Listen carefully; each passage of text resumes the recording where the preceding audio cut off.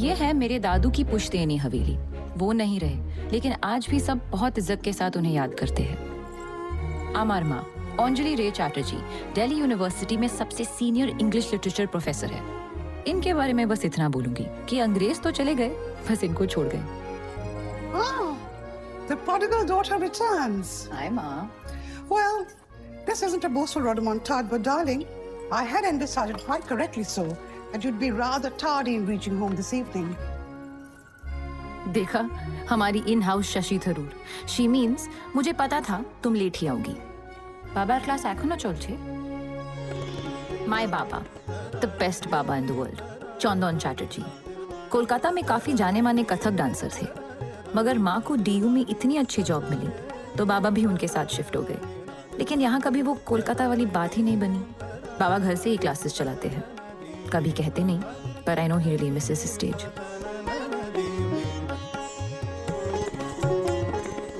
और ये है जामिनी, मेरी दादी। पोइट्री और पुराने हिंदी फिल्मी गानों का बड़ा शौक है इन्हें। ঠাকুমা শোনা কত টাইম লাগবে ডিনারের জন্য? নুন দেখা তো ফাটাফাট। ইস হাত পা তো ধোলে সিলি গার্ল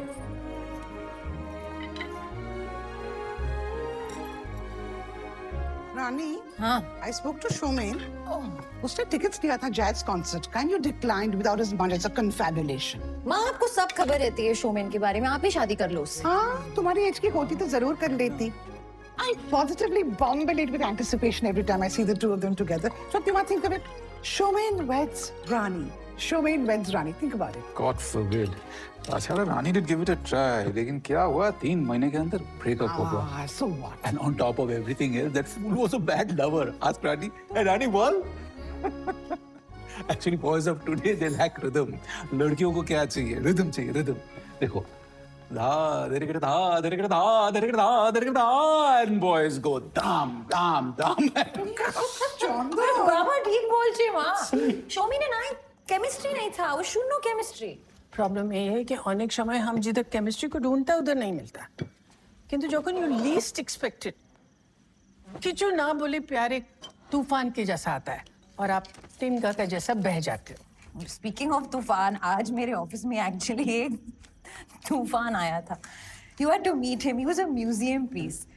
कह रहा था कि प्लीज अपनी दादी से पूछिए क्या वो किसी, क्या नाम था, कंवल लुंड को जानती है। I think that's what it was, Kanwal Lund. हाँ क्यों बोलो?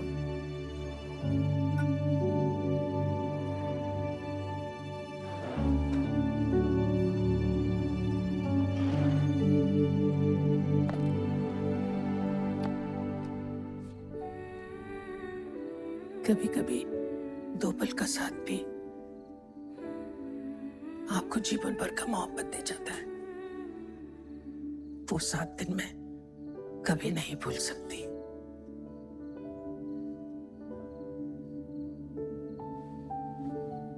(1978) में मैं नंदिनी दी के साथ शिमला गई थी फॉर अ हॉलिडे। वहां मैं कंवल जी से मिली एक गोभी सम्मेलन में। फिराक का एक शेर पर दोनों ने एक ही जगह पर एक साथ वाह बोला। पहला बार ऐसा लगा जैसा कोई मेरी रूह को पहचानता है।